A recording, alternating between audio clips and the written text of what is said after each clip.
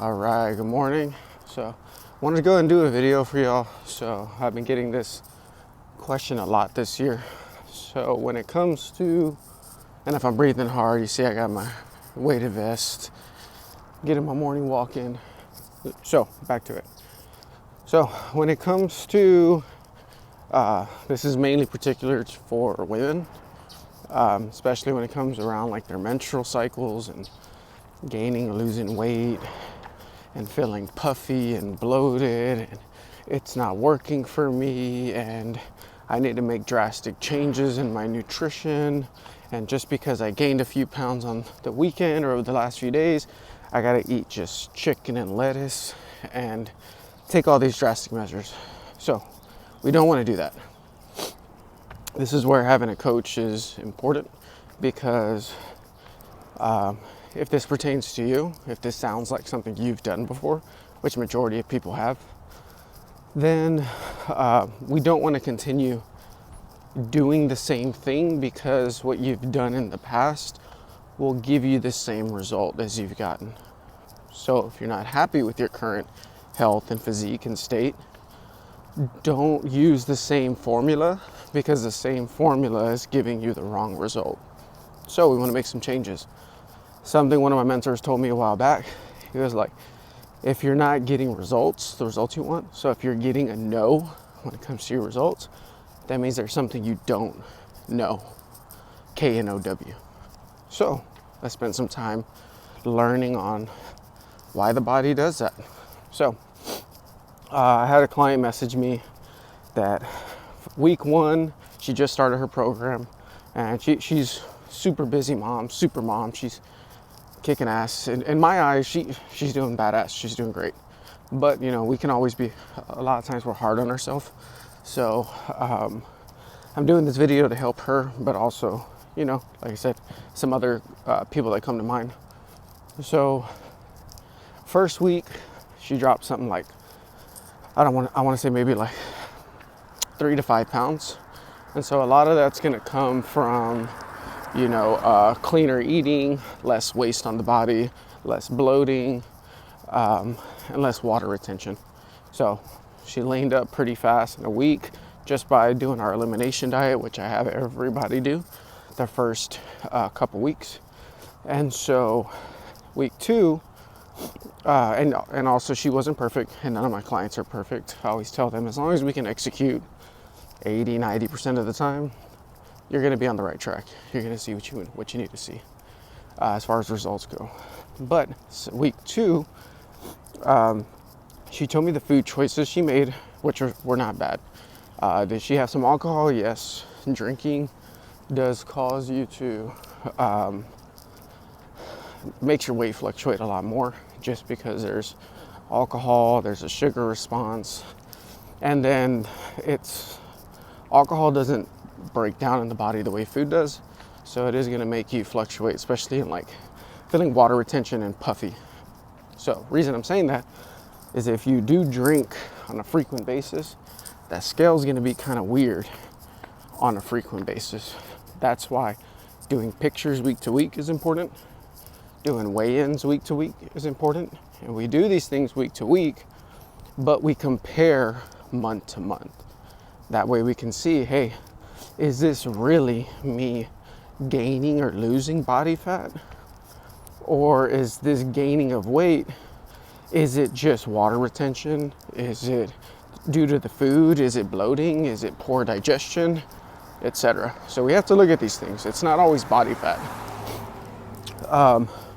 Also, another thing to consider, if it's not alcohol, but if it's the week before your menstrual cycle or the week of your menstrual cycle, hormones are changing. What happens when hormones change? Water retention changes in the body. Digestion may change in the body as well. And so when hormones are changing, we can expect the scale to move around quite a bit too. It doesn't mean you're doing bad, but the scale, I always like to remind people, the scale is just one number. It's not end all be all, right? The scale tells you how much you weigh total.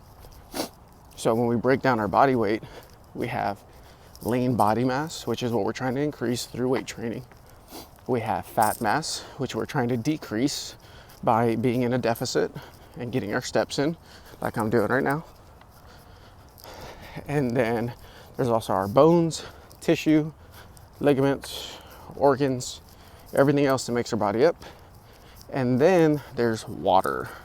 That's why people that do keto, they're like, oh, it works for me, but only for like a month.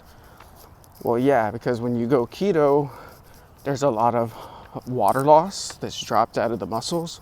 So you'll drop a lot of weight fast, but as soon as you fill those glycogen stores back up, then you end up putting a lot of the weight back on. That's why I don't recommend keto. I'm not against it. Some people, they do better with it. But if you're someone that you're using it as like a party trick, you're trying to do it to drop weight fast, it's not what I recommend. Because you're gonna keep going through that yo-yo diet phase. And then you're screwing up hormones too. But anyways, besides that part, when it comes to the weight gain, this is what we wanna remember as well.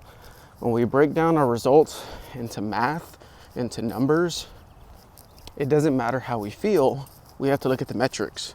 And this is why I have clients track their stuff week to week, because we can't manage what we can't measure, right? So we gotta make sure we measure. So when it comes to body fat, 1 pound of body fat is estimated around 3,500 calories. So this person gained 6 pounds.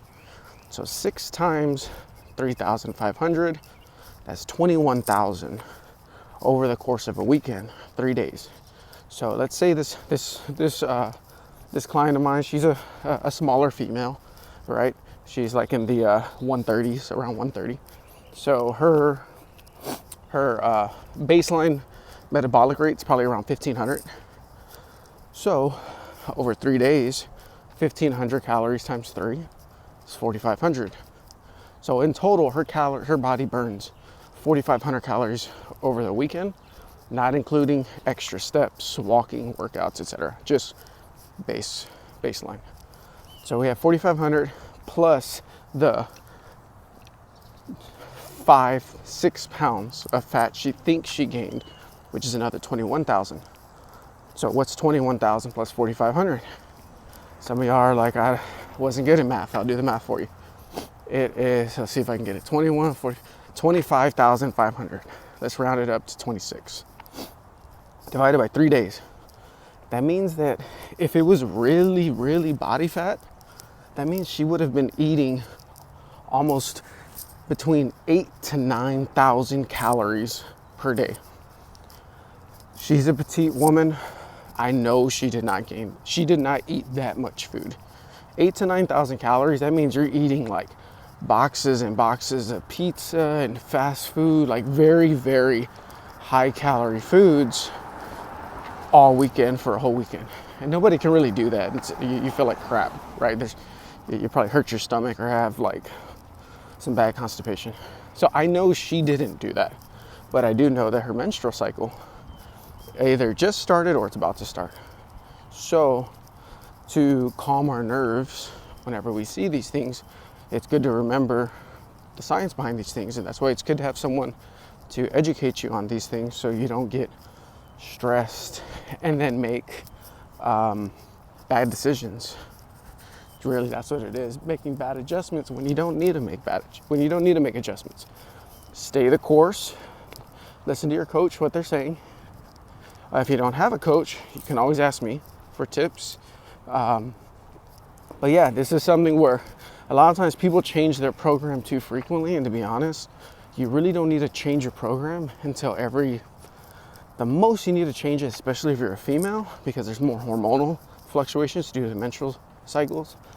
You really don't need to change your stuff until every like 4 to 6 weeks. So hopefully this helped. If it sounds like you or you're the person that you'll gain a crazy amount of weight over a couple of days, but you do know it's your menstrual cycle, you do know that you've been drinking, you do know that you've gone out to eat, had fried foods, whatever it may be, you're not gaining body fat. It's just your body has some fluctuations, some inflammation going on, digestive issues that it just has to clear out. So hopefully this was helpful. So instead of going through the eating disorder of I gained a ton of weight, so now I'm gonna starve myself, don't do that. There's no need. That's where eating disorders come in. Binge eating happens after starvation phases. So stay the course, eat whole foods, get your steps in, hit the gym 2 to 4 days a week if you're a beginner, and yeah, get it done. Peace.